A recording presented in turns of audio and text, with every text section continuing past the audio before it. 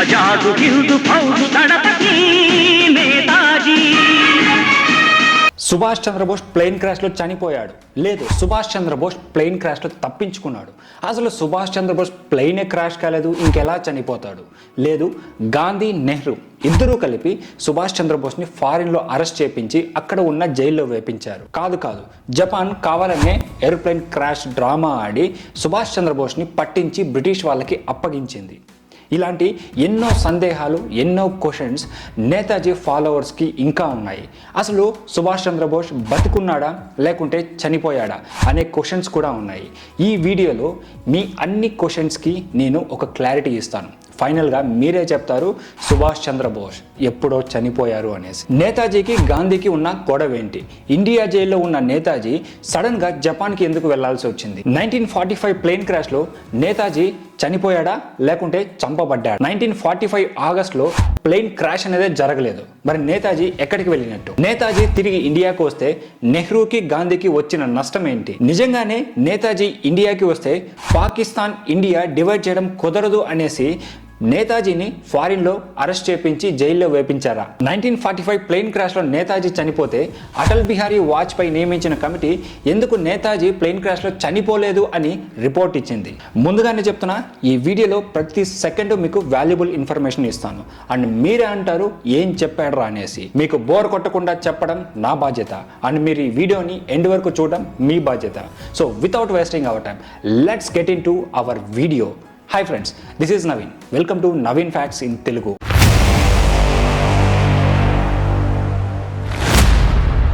British వాళ్ళు నేతాజీని torture చేసి చంపారు అనేసి retired major general GD Bakshi తన బుక్లో రాశాడు. అసలు ఆ బుక్లో ఏముంది? నేతాజీ ప్లేన్ క్రాష్లో చనిపోలేదు. నేతాజీని సేఫ్గా సోవియట్ యూనియన్కి పంపించడానికి జపాన్ ఇంటెలిజెన్స్ ఏజెన్సీలు ప్లేన్ క్రాష్ డ్రామా ఆడారు అని retired major general JD Bakshi తను రాసిన బోస్ ది ఇండియన్ సమురాయ్ అనే బుక్లో ఉంది. నేతాజీ జపాన్ నుంచి తప్పించుకుని సోవియట్ యూనియన్లోని సైబీరియాలోకి వెళ్ళి అక్కడి నుంచి రేడియోలో 3 సార్లు మాట్లాడారు.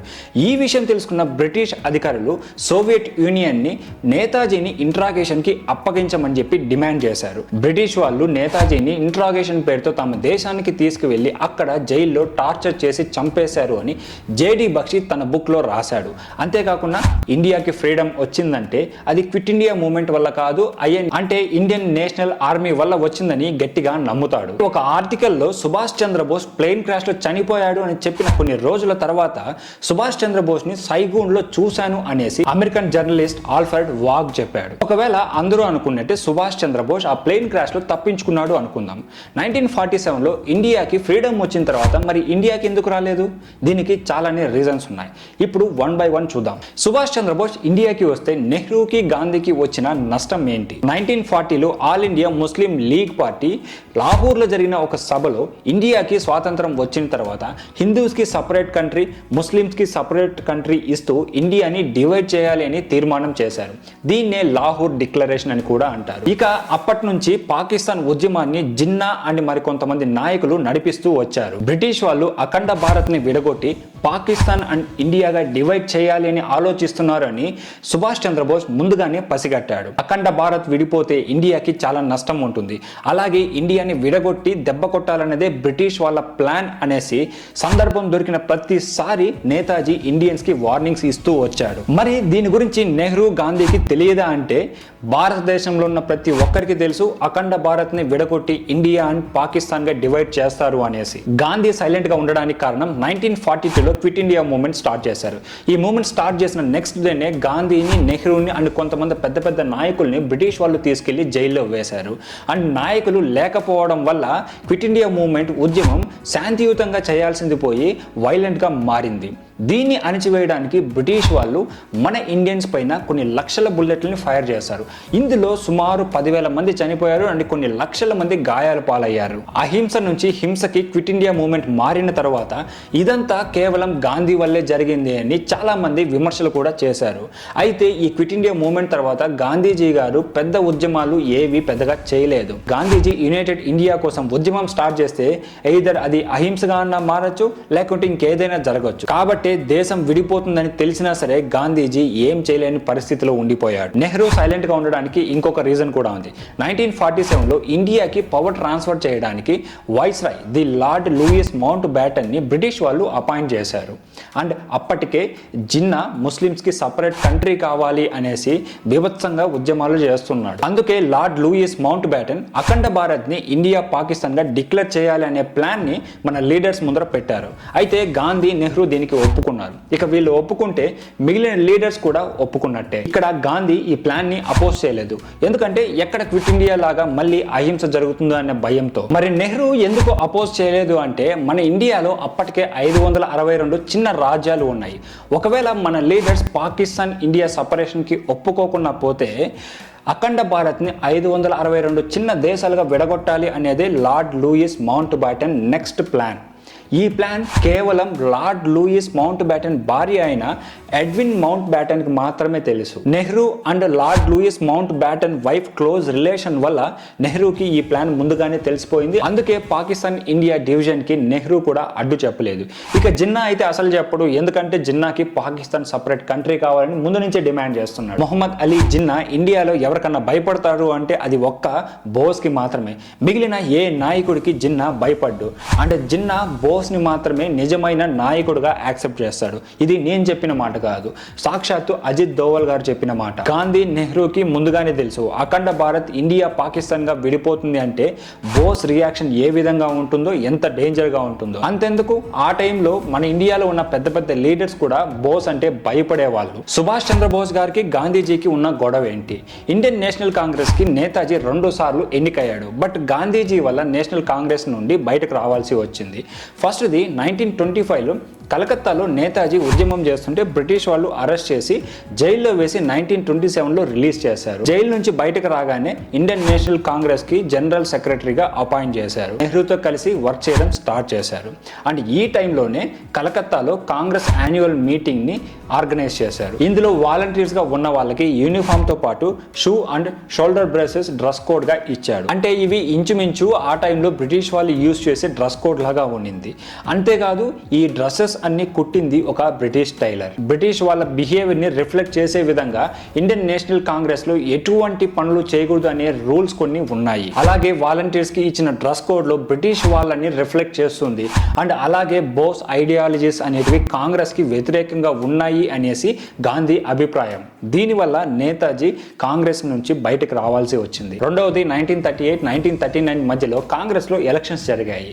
ఇక్కడ గాంధీ నిలబెట్టిన పట్టాభి సీతారాం పైన నేతాజీ గెలిచాడు. పట్టాభి సీతారామయ్య ఓడిపోయిన తర్వాత ఇది పట్టాభి సీతారామయ్య ఓటమి కాదు, ఇది గాంధీజీ ఓటమి అని ఓపెన్ గా అనౌన్స్ చేశాడు. ఈ విధంగా గాంధీజీ ఓపెన్ స్టేట్మెంట్ ఇచ్చిన తర్వాత అంతవరకు నేతాజీకి సపోర్ట్ గా ఉన్న నెహ్రూ కూడా సైలెంట్ అయిపోయాడు.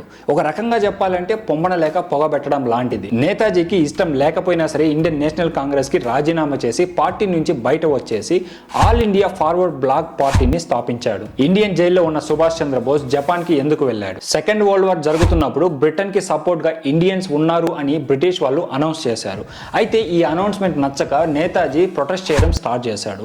అందుకనేసే నేతాజీని 1941లో అరెస్ట్ చేశారు. అరెస్ట్ చేసిన తర్వాత నేతాజీ వారం రోజుల పాటు ఆమరణ నిరాహార దీక్ష చేయడం వల్ల అతన్ని వారం తర్వాత జైలు నుంచి రిలీజ్ చేసి హౌస్ అరెస్ట్ చేశారు. అయితే గాంధీ, నెహ్రూ మిగిలిన నాయకులు బ్రిటన్ ప్రపంచ యుద్ధంలో ఉంది, ఈ యుద్ధం అయిపోయిన తర్వాత ఇండియాకి ఇండిపెండెన్స్ ఇస్తారు కాబట్టి మనం ఓపిక్గా శాంతంగా ఎదురు చూద్దామని ఉన్నారు. నేతాజీ మాత్రం ఈ టైంని అదనుగా తీసుకొని బ్రిటన్ కి వ్యతిరేకంగా పోరాడుతున్న జపాన్, జర్మనీ లాంటి కొన్ని దేశాల సపోర్ట్ తీసుకొని బ్రిటిష్ వాళ్ళని ఇండియా నుంచి తరిమేయాలన్నదే అతని ప్లాన్. స్వరాజ్యం కోసం ఒకరిని అడుక్కోవడం ఏంటి, ఎదురు చూడడం ఏంటి? ఇది నా దేశం, నా దేశాన్ని బ్రిటిష్ వాళ్ళ సంఖ్యల నుంచి విడిపించాలి కాబట్టి బ్రిటిష్ వాళ్ళకి ఎదురు వెళ్ళాలని నమ్మిన వ్యక్తి సుభాష్ చంద్రబోస్. అందుకు తగ్గట్టే 1941లో జైలు నుంచి రిలీజ్ అయ్యాక ఒక పఠాన్ లాగా వేషం వేసుకుని తన మేనల్లుడు శశికుమార్ బోస్ ని తోడుగా పెట్టుకుని ఇంటి నుంచి తప్పించుకొని ఫస్ట్ పెషావర్ కి చేరుకున్నాడు. తర్వాత కొన్ని రోజులకి నేతాజీ గెడ్డం మీసాలు పెంచుకొని చెవిటి మూగవాడలాగా నటిస్తూ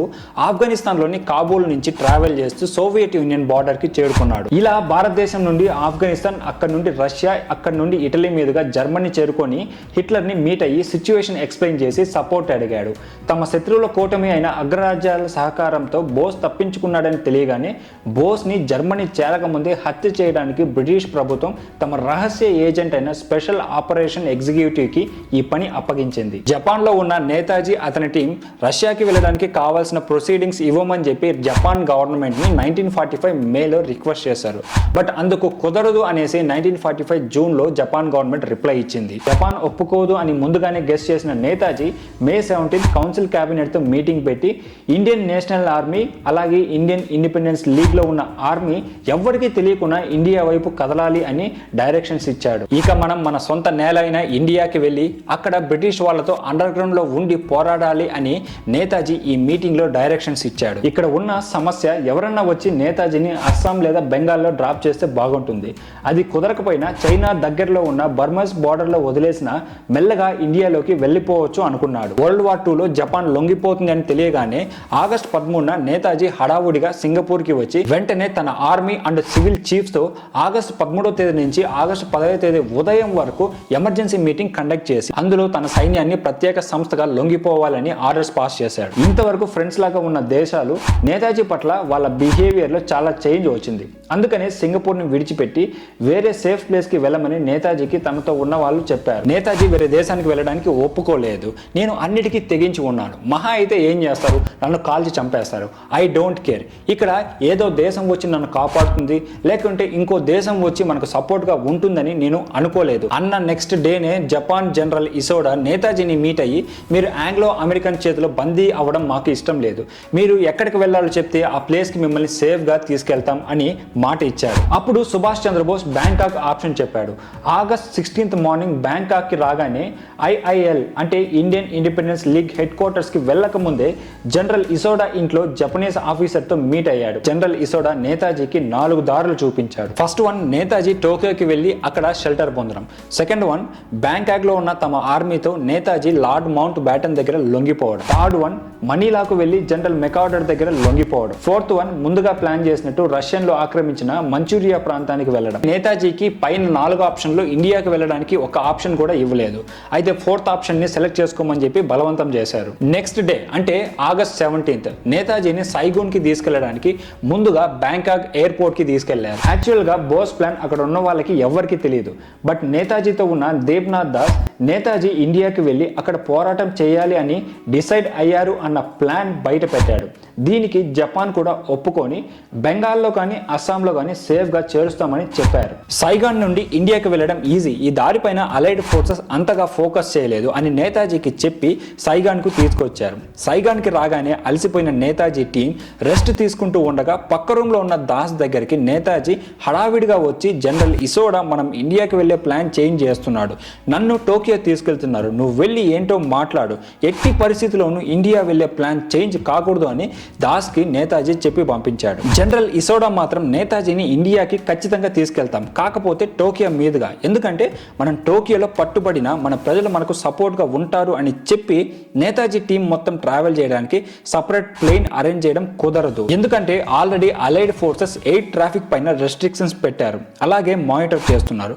ఒక్క నేతాజీకి మాత్రమే టోక్యో వెళ్ళడానికి ప్యాసింజర్స్ తో రెడీగా ఉన్న ప్లేన్ లో ఒక్క సీట్ ఇచ్చారు. కొద్దిసేపటి తర్వాత ఇంకో సీట్ కూడా ఇచ్చారు. నేతాజీ ఏం చేయలేని పొజిషన్, ఎందుకంటే సింగపూర్ బ్యాంకాక్ లో తమ ఆర్మీ బేస్ ఉంది. బట్ ఇక్కడ ఎటువంటి సపోర్ట్ లేదు.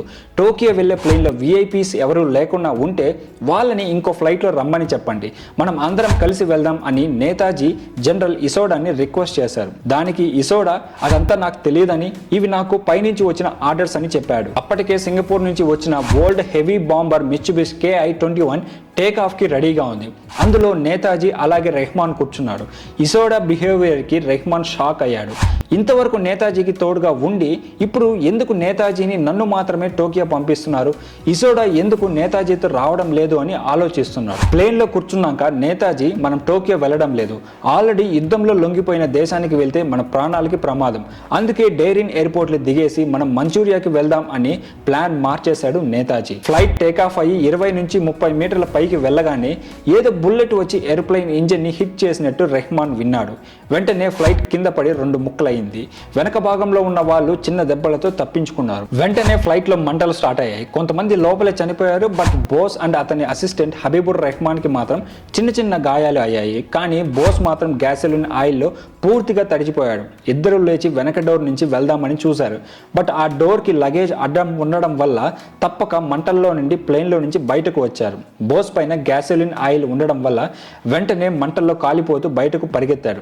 రెస్క్యూ టీం వెంటనే మంటలు ఆర్పి అంబులెన్స్లో నాన్మూన్ మిలిటరీ హాస్పిటల్కి తీసుకెళ్లారు. సర్జన్ అయిన doctor Taneyoshi Yoshimi 3rd degree బర్న్స్తో హాస్పిటల్ బెడ్ పైన ఉన్న బోస్ని ఎగ్జామిన్ చేసి బతకడం కష్టం అని చెప్పాడు. చేయాల్సిన ట్రీట్మెంట్స్ అన్నీ చేశాడు. బట్ అదే రోజు సాయంత్రం బోస్ 9 నుంచి 10 గంటల మధ్యలో చనిపోయాడు. 2 రోజుల తర్వాత 28 ఆగస్ట్ 1945 తైహూకు చెందిన శ్మశాన వాటికలో నేతాజీ మృతదేహాన్ని దహనం చేశారు. జపాన్ వార్తా సంస్థ డోమి నేతాజీ మరణాన్ని ప్రకటించింది. తర్వాత ఆ చితాభస్మాన్ని టోక్యోలోని నెచరిన్ బౌద్ధ మతానికి చెందిన రెంకోజీ దేవాలయంలోని పూజారికి ఇచ్చి అక్కడ ఉంచమని చెప్పారు. ఇది మనకు తెలిసిన చరిత్ర. బోస్ నిజంగానే చనిపోయాడా లేదా అని కన్ఫర్మ్ చేసుకోవడానికి అలైడ్ ఫోర్సెస్ అంటే బ్రిటన్, ఫ్రాన్స్, చైనా 5 సార్లు ఎయిర్పోర్ట్ అథారిటీస్ని అలాగే హాస్పిటల్ సర్జన్ అండ్ బోస్కి ట్రీట్మెంట్ చేసిన నర్స్ని ఇన్వెస్టిగేషన్ చేశారు. ఇక్కడ వాళ్ళకి బోస్ డెత్ గురించి ఒక కంక్లూజన్ దొరికింది. అది బోస్ ప్లేన్ క్రాష్లో చనిపోయాడు అని. అసలు ఏం జరిగింటుంది? ఇక్కడ 2 సినారియోస్ ఉన్నాయి. ఒకటి నిజంగానే నేతాజీ ప్లేన్ క్రాష్ అయి ఉంటుంది, లేకుంటే జపాన్ వాళ్ళు క్రాష్ చేపించి ఉంటారు. జపాన్ వాళ్ళు ఎందుకు నేతాజీని చంపుతారు అంటే జపాన్ యుద్ధంలో అమెరికా, బ్రిటన్ ముందు లొంగిపోతామని ఆల్రెడీ అనౌన్స్ చేసింది. అంటే ఇప్పుడు శత్రువులు మిత్రువులు అయ్యారు. అందుకే నేతాజీకి షెల్టర్ ఇచ్చినట్టు తెలిసి మళ్ళీ శత్రువు అవ్వకూడదని ఈ పని చేసి ఉండొచ్చు. అలాగే నేతాజీ తిరిగి ఇండియాకి వెళ్ళినా లేక మిగిలిన దేశాల సహాయంతో మళ్ళీ పోరాటం చేస్తే నువ్వు షెల్టర్ ఇవ్వడం వల్లే ఇదంతా అనే నింద జపాన్ మీద పడుతుంది. అందుకే నానా రకాలుగా నేతాజీని ఇండియాకి వెళ్లకుండా అడ్డుపడుతూ వచ్చింది జపాన్. అందుకనే ఎయిర్పోర్ట్లో కూడా నేతాజీతో ఒకరినే పంపారు. ఐఏఎల్ చేసిన రీసెర్చ్లో నేతాజీ ట్రావెల్ చేసిన ఏరోప్లేన్ నార్మల్గా క్రాష్ అవ్వలేదు. అతి దారుణంగా కావాలనే ప్లేన్ని కూల్చారు. ఇక్కడ బోస్ని చంపాలని చేశారా లేక క్రాష్ అయ్యి చిన్న చిన్న గాయాలతో హాస్పిటల్లో జాయిన్ అయితే కమ్యూనిస్ట్ కంట్రీస్తో మీటింగ్స్ ఆగిపోతాయని చేశారా అనేది జపాన్కే తెలియాలి. క్రాష్ అయిన ప్లేన్లో ట్రావెల్ చేస్తున్న కొంతమంది ప్యాసింజర్స్కి బుల్లెట్స్ ఫ్లైట్కి తగలడం విన్నామని చెప్పారు. ఆల్రెడీ జపాన్ బ్రిటిష్ వాళ్ళకి లొంగిపోయింది. కాబట్టి ఇప్పుడు జపాన్ కూడా బ్రిటిష్కి సపోర్ట్ చేస్తుంది. మరి బ్రిటిష్కి శత్రువు అయిన నేతాజీ జపాన్ కూడా శత్రువే. మరి బ్రిటిష్ వాళ్ళతో జపాన్ చేతులు కలిపి ప్లాన్ ప్రకారం ఈ క్రాష్ చేపించి ఉండవచ్చు అనేది నా డౌట్. జపాన్ దగ్గర ఉన్న ఒకే ఒక ఆన్సర్ నేతాజీని చివరిగా తైహూ ఎయిర్పోర్ట్లో చూసాం అని అంతే. తర్వాత ప్లేన్ క్రాష్లో చనిపోయాడు. దీనిపైన ఎవరూ పెద్దగా స్పందించలేదు. ఎందుకంటే చనిపోయినట్టు ఎక్కడ ప్రూఫ్ లేదు. నేతాజీ ఫాలోవర్స్ ఇంకా నేతాజీ బతికి ఉన్నాడే అనుకుంటున్నారు. నెహ్రూ, గాంధీ కూడా సీరియస్గా తీసుకోలేదు. ఒకవేళ సీరియస్గా తీసుకొని ఉంటే ఒక దేశానికి స్వాతంత్రం తెచ్చిన వాళ్ళు జపాన్ దగ్గర నుంచి నేతాజీకి నిజంగా ఏమైందో తెలుసుకోలేరా? ఎందుకంటే ఇండియా డివిజన్కి వాళ్ళు ఫుల్ సపోర్ట్గా ఉన్నారు. అడ్డుపడుతుంది నేతాజీ మాత్రమే. అతనే పెద్ద సమస్య. ఇప్పుడు ఆ అడ్డు లేదు కాబట్టి ఇండియా విభజన అనేది ఏ అడ్డంకు లేకుండా జరుగుతుంది. జస్టిస్ ముఖర్జీ కమిటీ రిపోర్ట్ ప్రకారం 2003లో తైపీ సిటీ మేయర్ నేతాజీకి సంబంధించిన ఫ్లైట్ క్రాష్ కాలేదు, అసలు ఆ రోజు ఎటువంటి ఫ్లైట్ క్రాష్ జరగలేదు అని క్లియర్గా స్టేట్మెంట్ ఇచ్చారు. మరి ఎటువంటి క్రాష్ జరగలేదు అంటే ఆ రోజు నేతాజీ బతికే ఉన్నారని అర్థం. అంటే నేతాజీని బందీగా పట్టుకొని బ్రిటిష్ వాళ్ళకి అప్పగించి ఉండొచ్చు.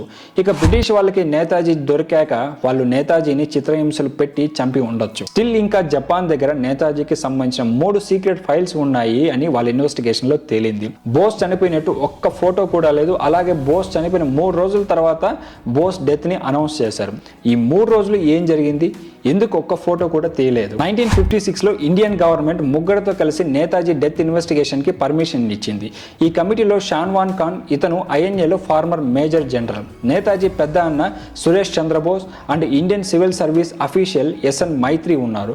67 మందిని ఇంట్రాగేట్ చేసి బోస్ చనిపోయాడు అని చెప్పారు. ఈ కమిటీ ప్లేన్ క్రాష్ అయిన చోటుకి వెళ్లకుండా బోస్ డెత్ డిక్లేర్ చేసి అతని అస్థికలు టోక్యోలోని రెంకోజీ టెంపుల్లో ఉన్నాయి అని ఒక రిపోర్ట్ రెడీ చేసి బోస్ అన్న అయిన సురేష్ చంద్రబోస్ ని సైన్ చేయమని చెప్పారు.